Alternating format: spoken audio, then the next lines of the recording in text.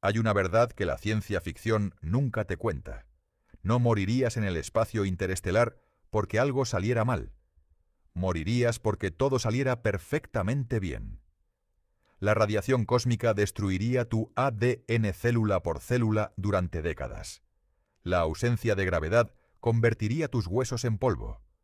El aislamiento absoluto desintegraría tu mente mucho antes de que tu cuerpo fallara. Y todo esto antes de recorrer ni siquiera el 1% del camino hacia la estrella más cercana.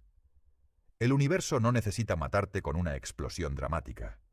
Simplemente te deja existir en él, y eso es suficiente para acabar contigo. Hoy exploraremos por qué el cuerpo humano es el obstáculo más grande para la exploración interestelar. Si la ciencia detrás de estos límites te intriga, suscríbete para más contenido revelador. Para entender por qué el viaje interestelar es fundamentalmente incompatible con la biología humana, primero necesitamos establecer la escala del problema.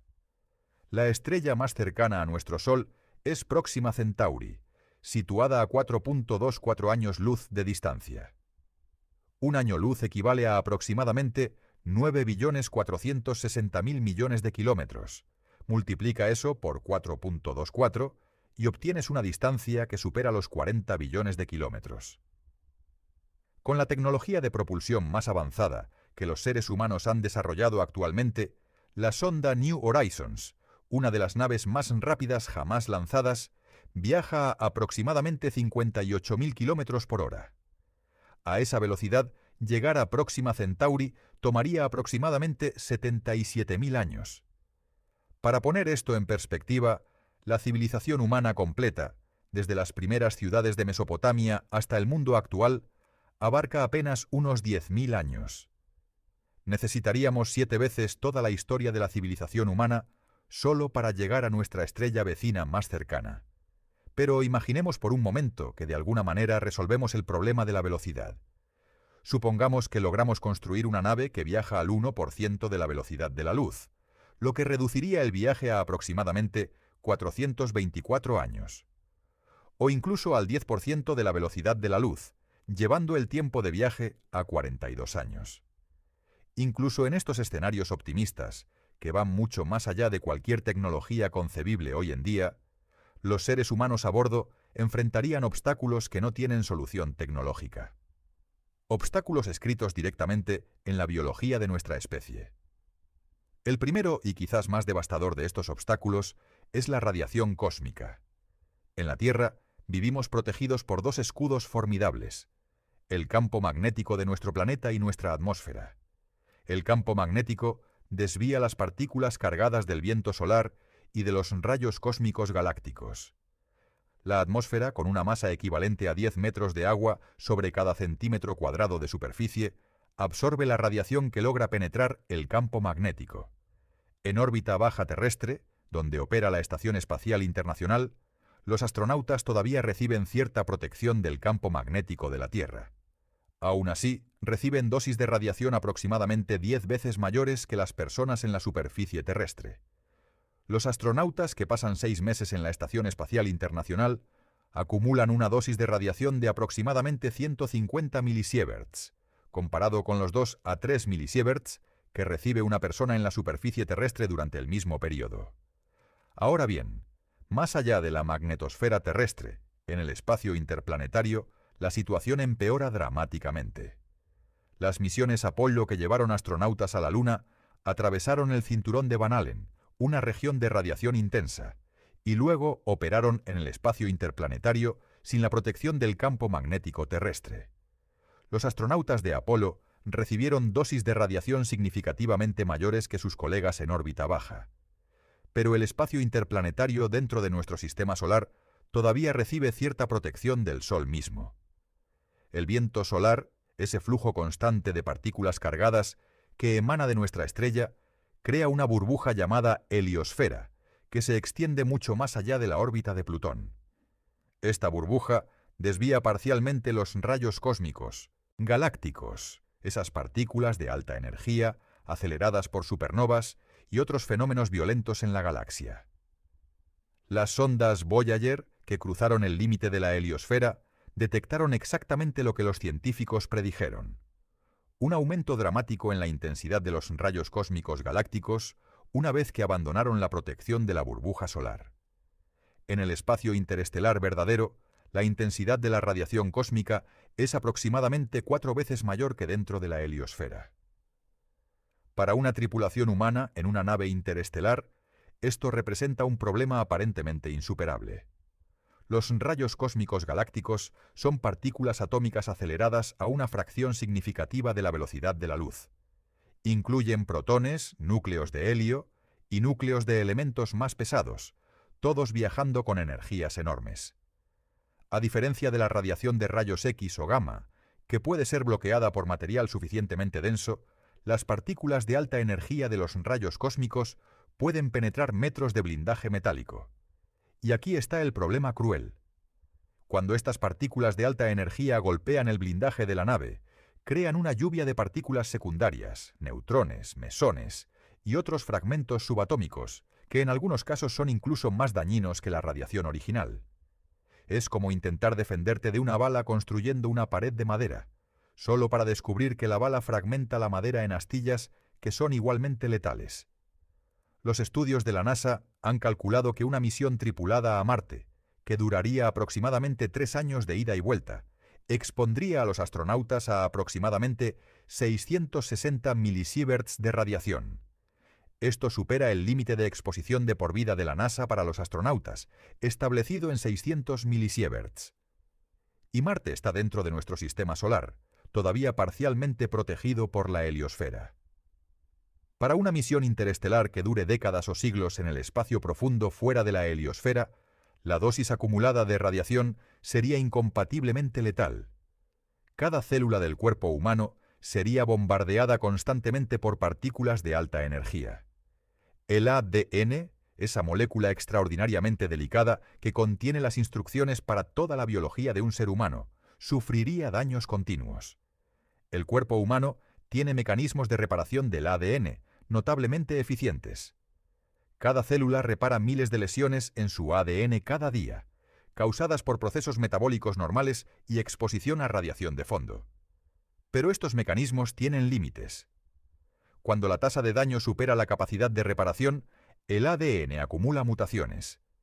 Estas mutaciones se traducen en células que funcionan incorrectamente, en cáncer, en envejecimiento acelerado, en fallo de órganos. Los estudios del NASA Twin Study, que comparó al astronauta Scott Kelly, quien pasó un año en la Estación Espacial Internacional, con su gemelo idéntico Mark Kelly, quien permaneció en la Tierra, revelaron cambios genéticos alarmantes. El ADN de Scott mostró acortamiento de telómeros, esas tapas protectoras en los extremos de los cromosomas que se relacionan con el envejecimiento. Mostró cambios en la expresión genética. Mostró señales de daño oxidativo. Y aunque muchos de estos cambios se revirtieron parcialmente después de regresar a la Tierra, algunos persistieron. Esto fue después de solo un año en órbita baja terrestre, todavía dentro del campo magnético protector de la Tierra. Una misión interestelar de 50 años, 100 años o más, en el espacio profundo fuera de la heliosfera, causaría un daño genético acumulado que ningún mecanismo de reparación podría compensar. Los tripulantes desarrollarían cáncer a tasas devastadoras. Sus sistemas inmunológicos, ya comprometidos por la radiación, serían incapaces de combatir incluso infecciones ordinarias. Su expectativa de vida se reduciría drásticamente. Y aquí está la parte verdaderamente aterradora. No hay solución tecnológica obvia para este problema. Puedes añadir más blindaje, pero el blindaje adicional solo empeora el problema de la radiación secundaria, además de añadir masa que requiere más propulsión.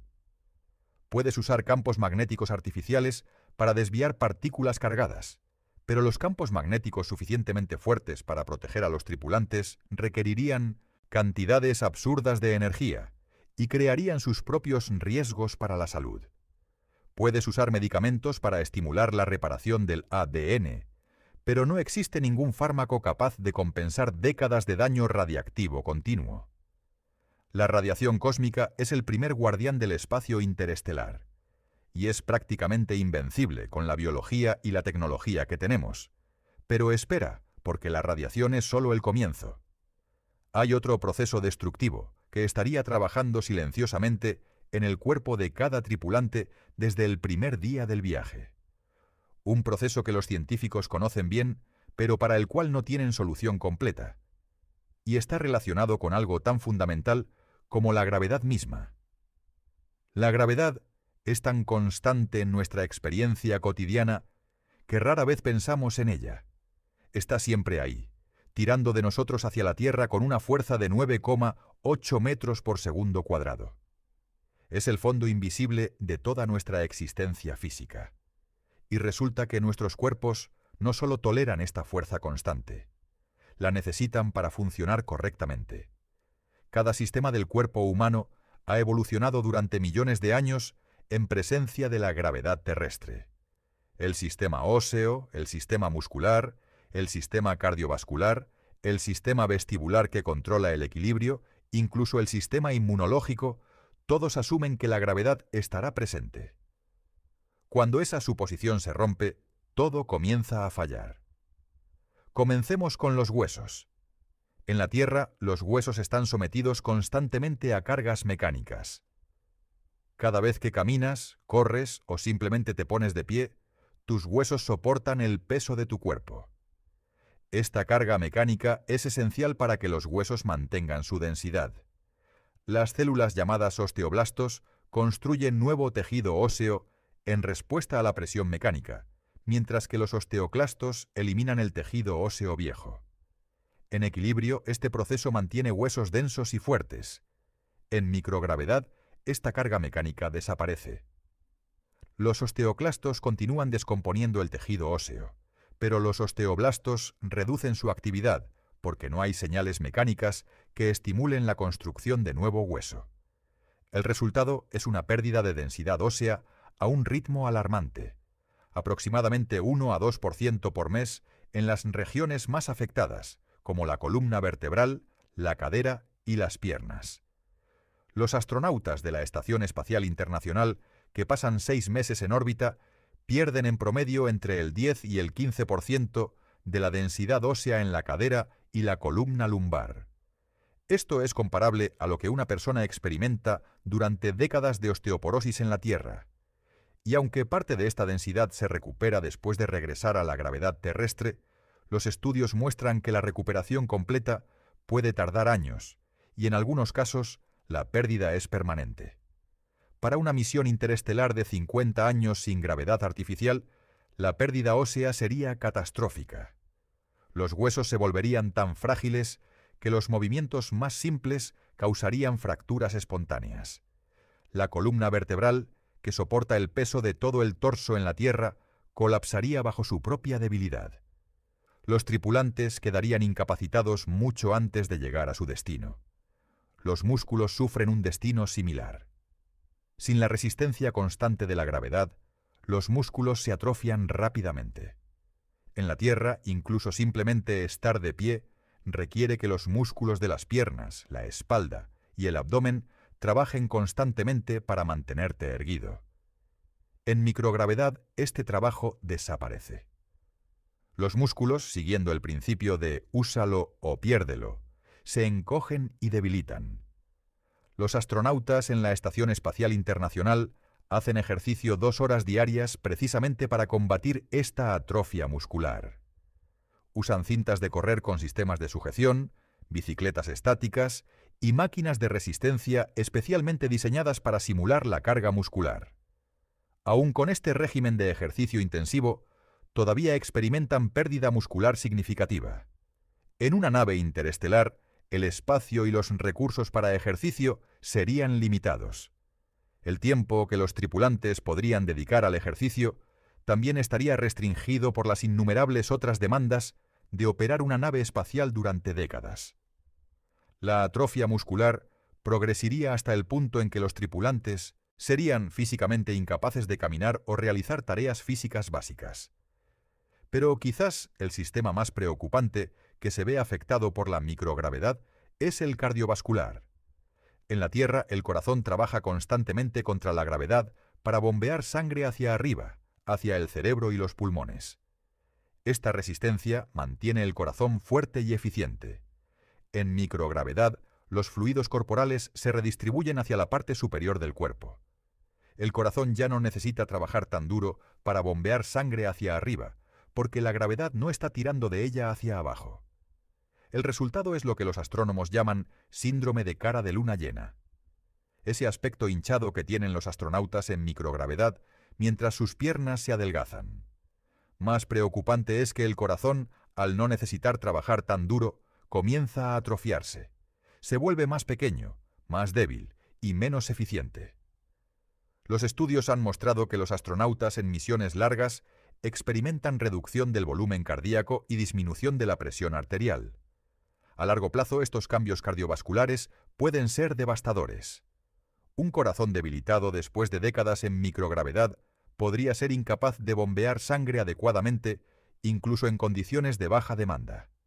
Y si la nave llegara a su destino y los tripulantes intentaran vivir en un planeta con gravedad normal, sus corazones y sistemas vasculares debilitados podrían fallar completamente ante la demanda repentina. Hay también efectos menos conocidos, pero igualmente alarmantes. La presión intracraneal aumenta en microgravedad debido a la redistribución de fluidos hacia la cabeza. Este aumento de presión afecta directamente a los ojos. Los estudios de astronautas que regresan de misiones largas han revelado cambios estructurales permanentes en los ojos. El globo ocular se aplana ligeramente, la retina puede doblarse y el nervio óptico puede inflamarse. Alrededor del 40% de los astronautas que han realizado misiones largas muestran algún grado de deterioro visual permanente. Para una tripulación interestelar que pasara décadas en microgravedad, estos problemas de visión podrían progresar hasta la ceguera parcial o total. Imagina el horror de ser un astronauta a mitad de un viaje de 100 años, en la oscuridad del espacio interestelar, perdiendo gradualmente la visión sin posibilidad de tratamiento médico adecuado. El sistema inmunológico también se ve afectado de manera alarmante por la microgravedad. Los estudios han demostrado que los astronautas en el espacio tienen sistemas inmunológicos comprometidos. Las células T, que son fundamentales para la respuesta inmune adaptativa, funcionan con menos eficiencia. Los virus latentes que normalmente están controlados por el sistema inmunológico, como el virus del herpes, tienden a reactivarse en astronautas en misiones largas. En un ambiente cerrado de una nave espacial durante décadas, con sistemas inmunológicos comprometidos por la microgravedad y la radiación, una infección que sería trivialmente tratable en la Tierra podría convertirse en una catástrofe letal. Y con recursos médicos limitados y sin posibilidad de evacuar a los enfermos, una epidemia a bordo podría aniquilar a toda la tripulación. La solución teórica a muchos de estos problemas de microgravedad es la gravedad artificial, generalmente concebida como una sección giratoria de la nave que usa la fuerza centrífuga para simular gravedad. En teoría, si el radio de rotación fuera suficientemente grande, aproximadamente 100 metros o más, y la velocidad de rotación adecuada, los tripulantes podrían caminar por las paredes curvadas de la sección giratoria con algo parecido a la gravedad terrestre. Pero implementar esto en una nave interestelar real presenta desafíos ingenieros casi insuperables. Una sección giratoria de 100 metros de radio añadiría masa enorme a la nave. Los sellos y cojinetes que permiten la rotación tendrían que funcionar de manera fiable durante décadas o siglos sin mantenimiento. El efecto Coriolis, esa fuerza aparente causada por la rotación, causaría mareos y desorientación a velocidades de rotación necesarias para generar gravedad artificial con radios pequeños. Y cualquier fallo en el sistema de rotación, una avería de los cojinetes, un desequilibrio en la masa de la sección giratoria, podría ser catastrófico para toda la nave. Entonces, incluso si intentamos solucionar el problema de la microgravedad con tecnología, nos encontramos con nuevas capas de imposibilidad técnica que se acumulan una sobre otra como una torre que amenaza con derrumbarse bajo su propio peso. La radiación y la microgravedad ya hacen que el viaje interestelar parezca una sentencia de muerte lenta para cualquier tripulación humana. Pero hay un tercer factor que los científicos a menudo subestiman, quizás porque es más difícil de cuantificar, pero no menos devastador. Es el factor psicológico. Y lo que le sucede a la mente humana en el aislamiento extremo del espacio interestelar podría ser el obstáculo más insuperable de todos. El ser humano es, por naturaleza, un animal social. Durante millones de años de evolución, vivimos en grupos pequeños e íntimos, profundamente conectados entre sí y con el entorno natural que nos rodeaba. Nuestros cerebros fueron moldeados por esta experiencia. Necesitamos conexión social como necesitamos oxígeno. Necesitamos variedad sensorial, cambios de escenario, el ciclo del día y la noche, las estaciones, la naturaleza. Sin estos estímulos, el cerebro no simplemente se aburre, comienza a desintegrarse. Los estudios de aislamiento extremo en la Tierra nos dan una idea inquietante de lo que les sucedería a los tripulantes de una nave interestelar. El experimento Mars 500, realizado entre 2010 y 2011, encerró a 6 voluntarios en un módulo simulado durante 520 días, replicando el tiempo de un viaje de ida y vuelta a Marte. Los participantes podían comunicarse con el exterior, tenían acceso a entretenimiento digital y sabían que podían salir en caso de emergencia. Aún así, los resultados fueron alarmantes. Todos los participantes experimentaron alteraciones significativas en sus patrones de sueño. La mayoría desarrolló lo que los investigadores llamaron hipocinesia sedentaria, una tendencia a moverse cada vez menos y pasar más tiempo inactivos. Algunos mostraron signos de depresión moderada. Hubo conflictos interpersonales que se intensificaron con el tiempo. Y esto fue en una simulación en la Tierra, con todas las comodidades posibles y la seguridad de saber que el exterior estaba a centímetros de distancia. Una nave interestelar real sería incomparablemente más brutal psicológicamente. Imagina despertar cada mañana durante décadas, sabiendo que eres absolutamente inseparable de las mismas pocas personas, en el mismo espacio diminuto, sin ninguna posibilidad de escapar, de tomarte un tiempo para ti mismo, de ver un horizonte diferente o respirar aire fresco. No hay naturaleza, no hay ciudades, no hay extraños, no hay ninguna de las experiencias que definen la riqueza de la vida humana. Los psicólogos que estudian el aislamiento extremo han identificado una progresión típica de deterioro psicológico. En las primeras semanas o meses hay una sensación de aventura y propósito que sostiene el ánimo. Pero a medida que pasan los meses y los años, el novelty desaparece. La rutina se vuelve aplastante. La misma cara, la misma voz, el mismo espacio, el mismo menú, el mismo horizonte de negrura absoluta más allá de las ventanillas. El aburrimiento profundo y crónico es más peligroso de lo que parece. Los estudios muestran que el aburrimiento severo puede causar síntomas similares a la privación sensorial, alucinaciones, dificultad para concentrarse, distorsiones en la percepción del tiempo. El tiempo en el aislamiento extremo se percibe de manera radicalmente diferente. Los días se estiran interminablemente mientras los meses pasan de manera confusa. Esta disrupción temporal puede causar profunda angustia existencial. La irritabilidad y el conflicto interpersonal son inevitables en grupos pequeños confinados durante periodos largos. Los estudios de bases antárticas, donde los investigadores pasan meses aislados del mundo, muestran que incluso personas altamente seleccionadas y entrenadas desarrollan lo que se llama síndrome de invernada, un conjunto de síntomas que incluye irritabilidad, depresión, problemas de sueño y deterioro cognitivo. Estos síntomas comienzan a manifestarse después de apenas unos meses. En una nave interestelar, pequeños roces interpersonales que en la vida normal se resolverían simplemente evitando a la persona durante unos días, se convierten en conflictos imposibles de escapar. La misma persona que te irritó en el desayuno estará frente a ti en el almuerzo y en la cena. Durante años, décadas. La tensión acumulada podría llevar a violencia, sabotaje de sistemas críticos de la nave o incluso suicidio. La privación de contacto social con el mundo exterior tiene consecuencias neurológicas documentadas. Los humanos necesitamos diversidad social, nuevas perspectivas, nuevas caras, nuevas ideas, para mantener la salud cognitiva. En un grupo cerrado durante décadas, el intercambio de ideas se agota. Las mismas opiniones se repiten interminablemente. El pensamiento grupal se intensifica. La creatividad y la capacidad de resolución de problemas se deterioran precisamente cuando más se necesitan. Hay también el problema del significado y el propósito a largo plazo.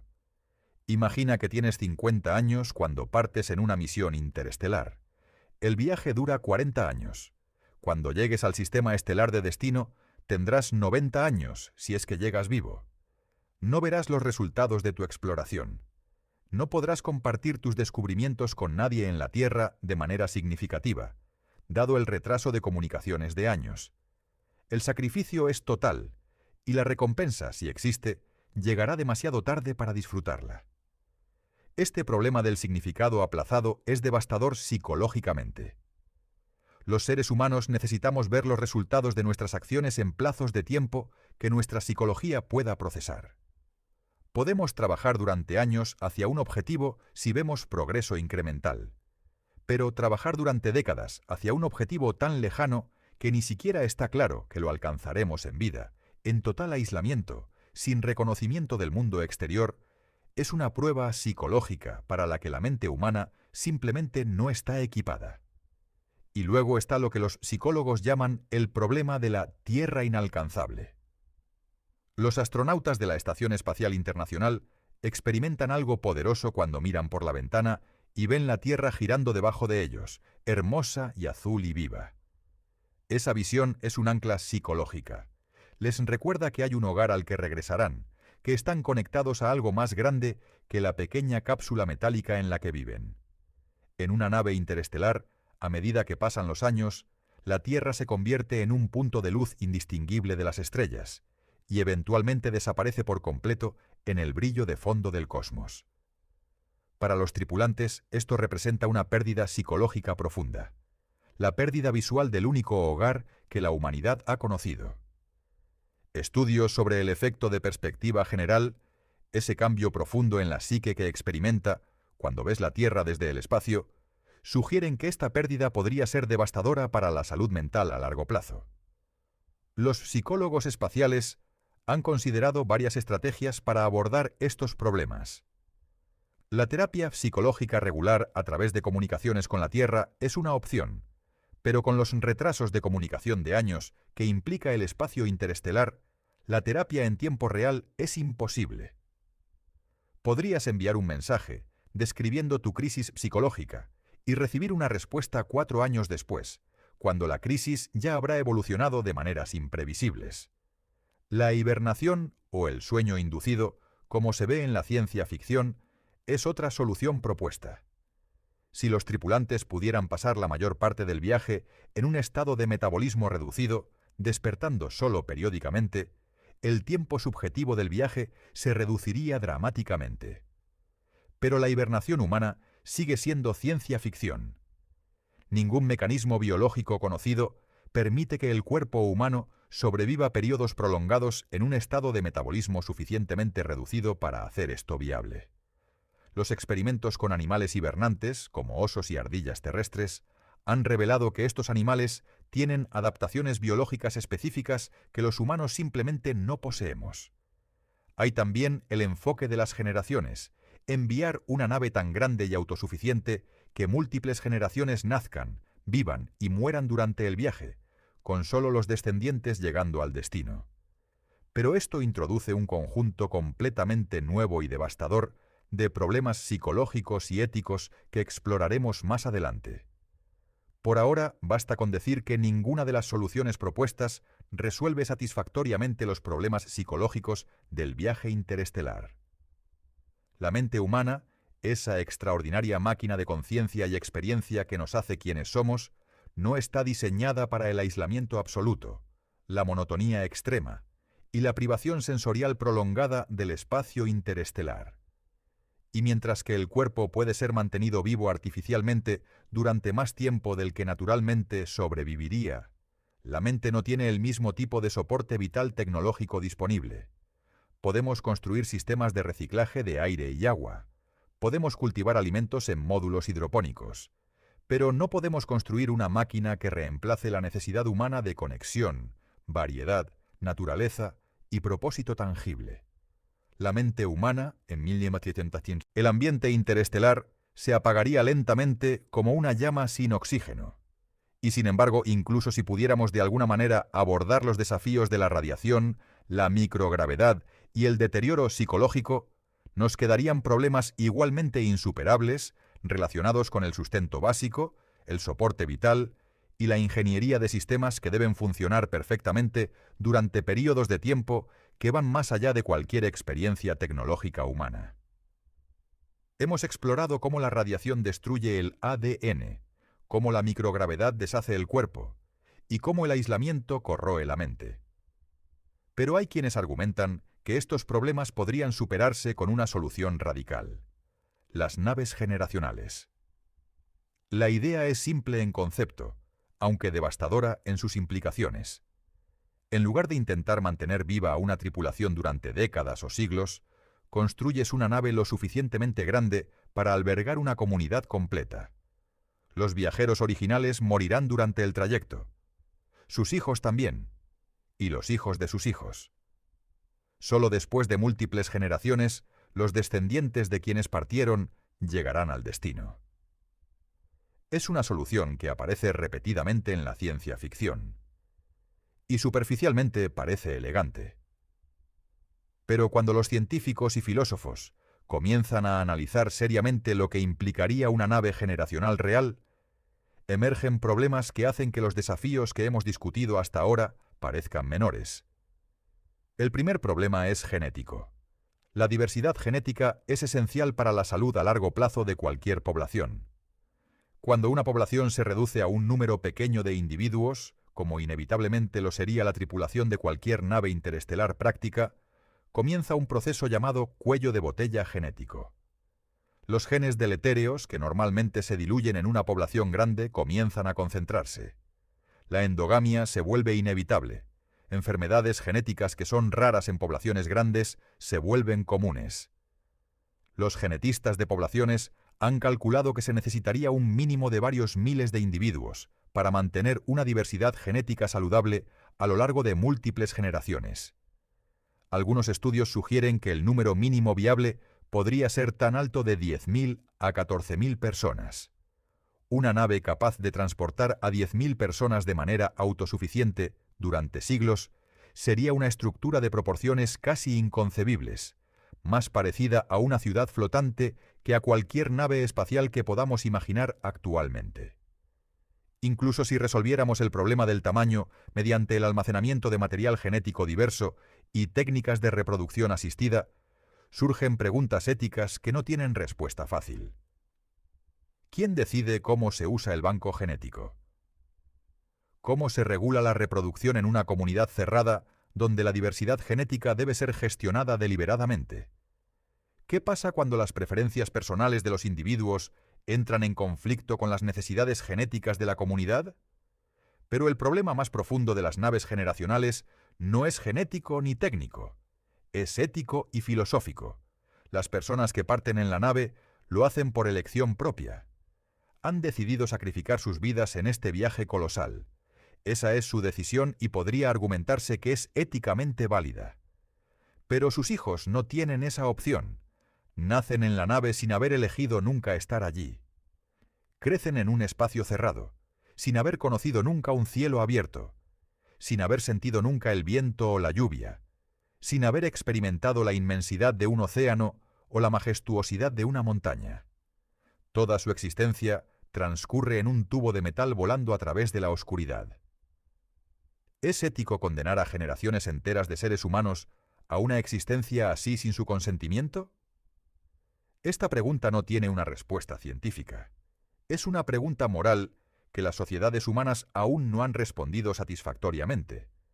Pero es una barrera real para cualquier proyecto de nave generacional, porque implica que cualquier misión de este tipo estaría imponiendo una forma de existencia fundamentalmente limitada a personas que nunca tuvieron voz en esa decisión.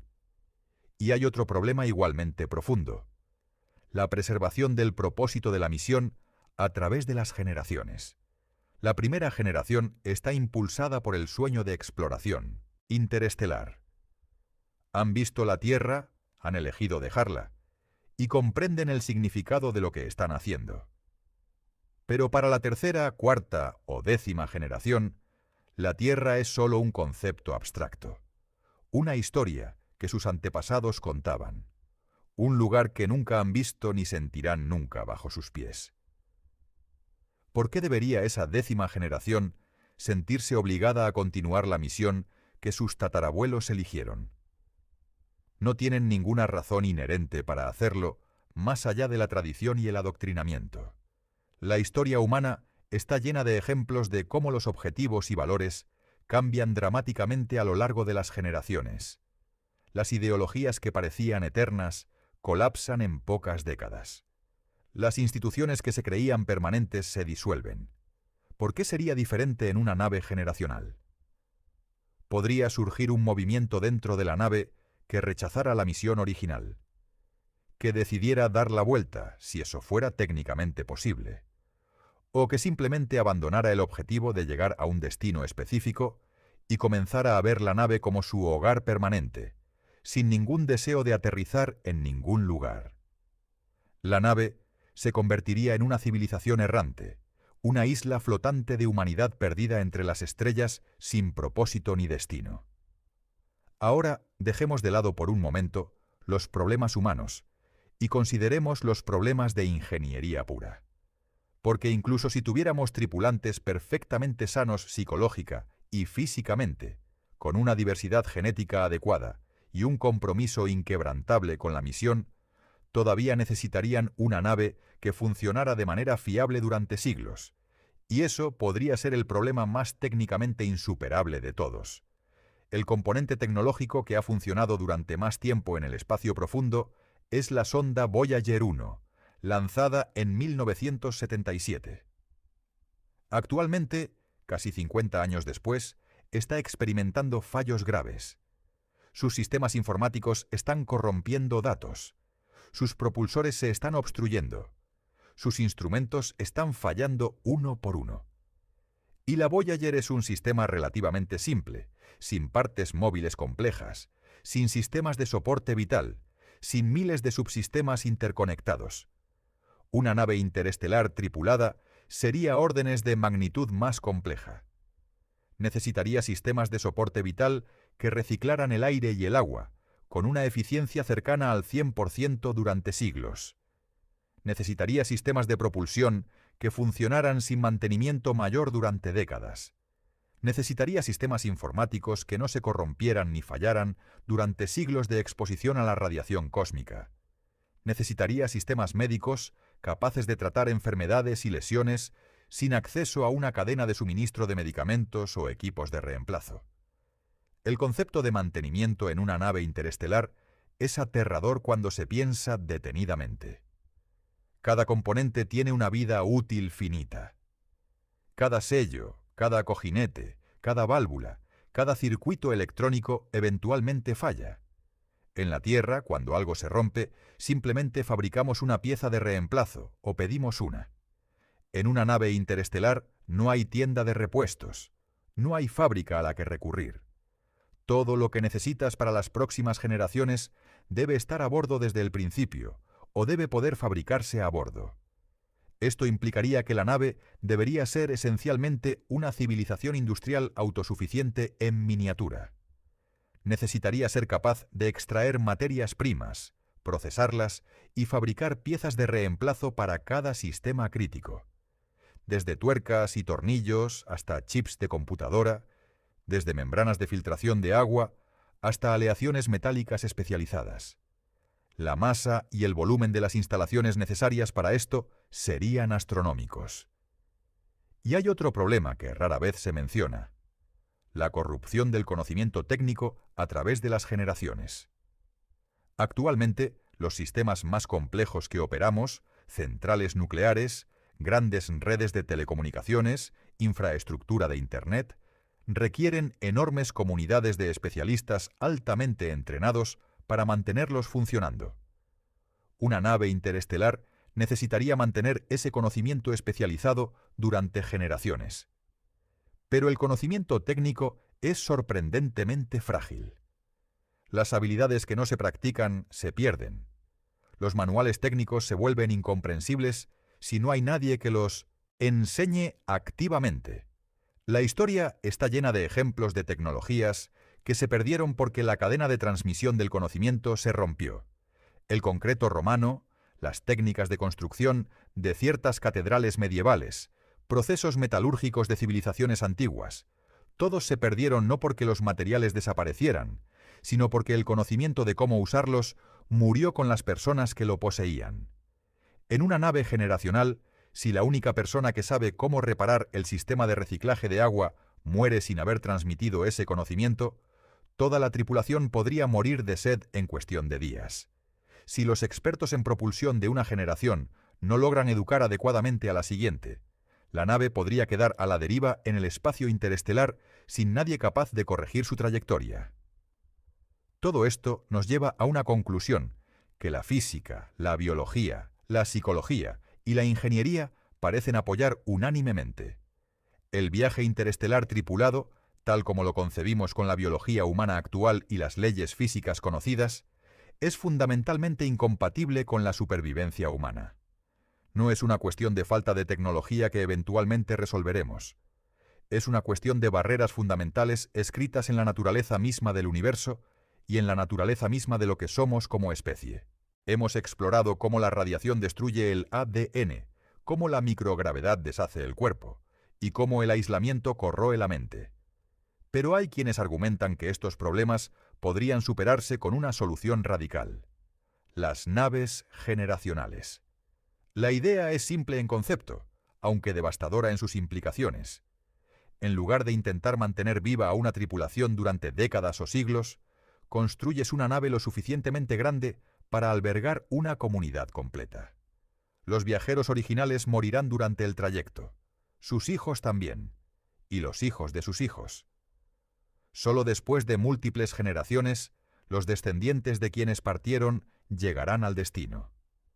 Es una solución que aparece repetidamente en la ciencia ficción, y superficialmente parece elegante. Pero cuando los científicos y filósofos comienzan a analizar seriamente lo que implicaría una nave generacional real, emergen problemas que hacen que los desafíos que hemos discutido hasta ahora parezcan menores. El primer problema es genético. La diversidad genética es esencial para la salud a largo plazo de cualquier población. Cuando una población se reduce a un número pequeño de individuos, como inevitablemente lo sería la tripulación de cualquier nave interestelar práctica, comienza un proceso llamado cuello de botella genético. Los genes deletéreos, que normalmente se diluyen en una población grande, comienzan a concentrarse. La endogamia se vuelve inevitable. Enfermedades genéticas que son raras en poblaciones grandes se vuelven comunes. Los genetistas de poblaciones han calculado que se necesitaría un mínimo de varios miles de individuos para mantener una diversidad genética saludable a lo largo de múltiples generaciones. Algunos estudios sugieren que el número mínimo viable podría ser tan alto de 10.000 a 14.000 personas.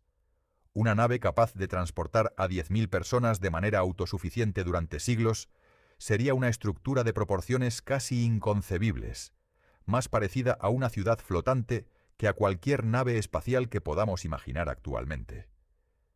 Incluso si resolviéramos el problema del tamaño mediante el almacenamiento de material genético diverso y técnicas de reproducción asistida, surgen preguntas éticas que no tienen respuesta fácil. ¿Quién decide cómo se usa el banco genético? ¿Cómo se regula la reproducción en una comunidad cerrada donde la diversidad genética debe ser gestionada deliberadamente? ¿Qué pasa cuando las preferencias personales de los individuos entran en conflicto con las necesidades genéticas de la comunidad? Pero el problema más profundo de las naves generacionales no es genético ni técnico. Es ético y filosófico. Las personas que parten en la nave lo hacen por elección propia. Han decidido sacrificar sus vidas en este viaje colosal. Esa es su decisión, y podría argumentarse que es éticamente válida. Pero sus hijos no tienen esa opción. Nacen en la nave sin haber elegido nunca estar allí. Crecen en un espacio cerrado, sin haber conocido nunca un cielo abierto, sin haber sentido nunca el viento o la lluvia, sin haber experimentado la inmensidad de un océano o la majestuosidad de una montaña. Toda su existencia transcurre en un tubo de metal volando a través de la oscuridad. ¿Es ético condenar a generaciones enteras de seres humanos a una existencia así sin su consentimiento? Esta pregunta no tiene una respuesta científica. Es una pregunta moral que las sociedades humanas aún no han respondido satisfactoriamente, pero es una barrera real para cualquier proyecto de nave generacional, porque implica que cualquier misión de este tipo estaría imponiendo una forma de existencia fundamentalmente limitada a personas que nunca tuvieron voz en esa decisión. Y hay otro problema igualmente profundo: la preservación del propósito de la misión a través de las generaciones. La primera generación está impulsada por el sueño de exploración interestelar. Han visto la Tierra, han elegido dejarla, y comprenden el significado de lo que están haciendo. Pero para la tercera, cuarta o décima generación, la Tierra es solo un concepto abstracto, una historia que sus antepasados contaban, un lugar que nunca han visto ni sentirán nunca bajo sus pies. ¿Por qué debería esa décima generación sentirse obligada a continuar la misión que sus tatarabuelos eligieron? No tienen ninguna razón inherente para hacerlo más allá de la tradición y el adoctrinamiento. La historia humana está llena de ejemplos de cómo los objetivos y valores cambian dramáticamente a lo largo de las generaciones. Las ideologías que parecían eternas colapsan en pocas décadas. Las instituciones que se creían permanentes se disuelven. ¿Por qué sería diferente en una nave generacional? Podría surgir un movimiento dentro de la nave que rechazara la misión original, que decidiera dar la vuelta, si eso fuera técnicamente posible, o que simplemente abandonara el objetivo de llegar a un destino específico y comenzara a ver la nave como su hogar permanente, sin ningún deseo de aterrizar en ningún lugar.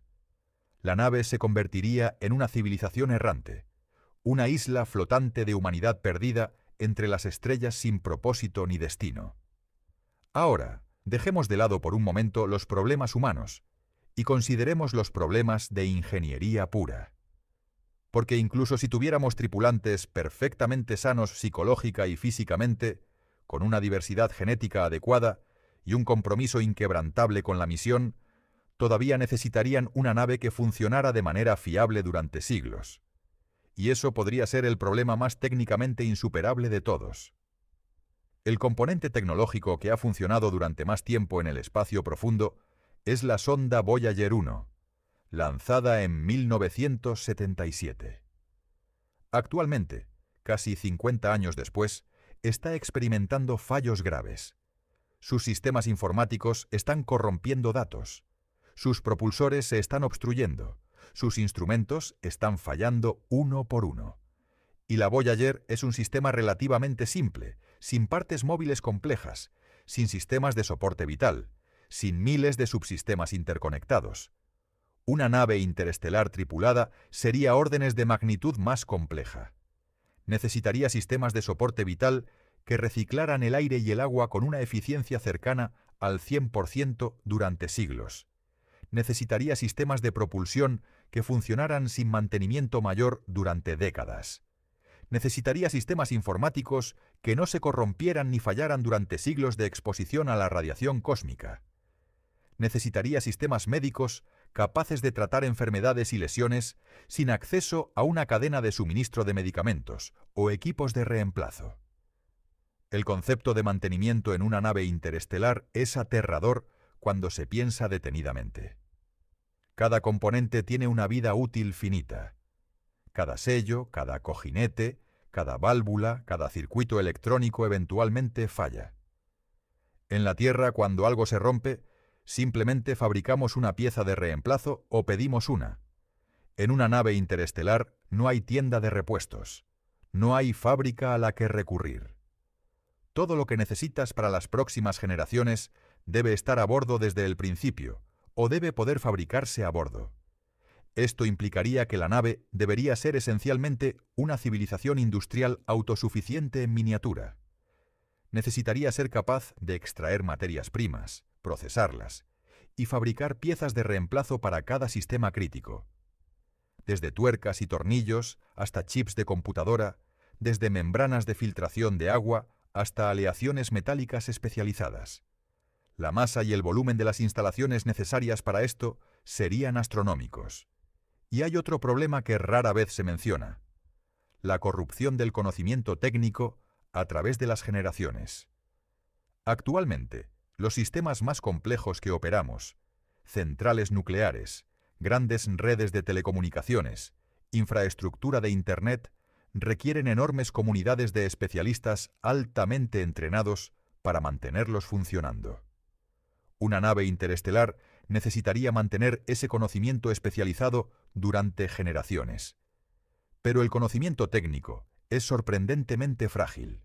Las habilidades que no se practican se pierden.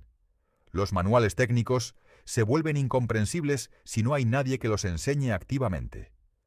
La historia está llena de ejemplos de tecnologías que se perdieron porque la cadena de transmisión del conocimiento se rompió.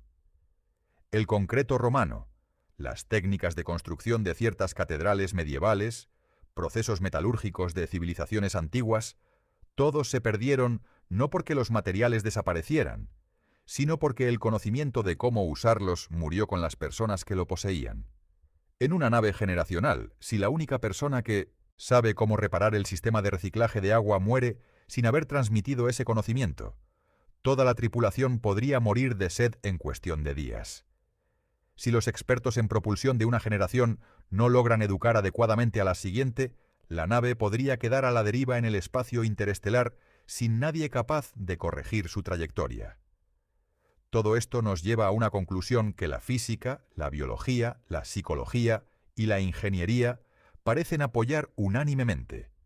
El viaje interestelar tripulado, tal como lo concebimos con la biología humana actual y las leyes físicas conocidas, es fundamentalmente incompatible con la supervivencia humana. No es una cuestión de falta de tecnología, que eventualmente resolveremos. Es una cuestión de barreras fundamentales, escritas en la naturaleza misma del universo y en la naturaleza misma de lo que somos como especie.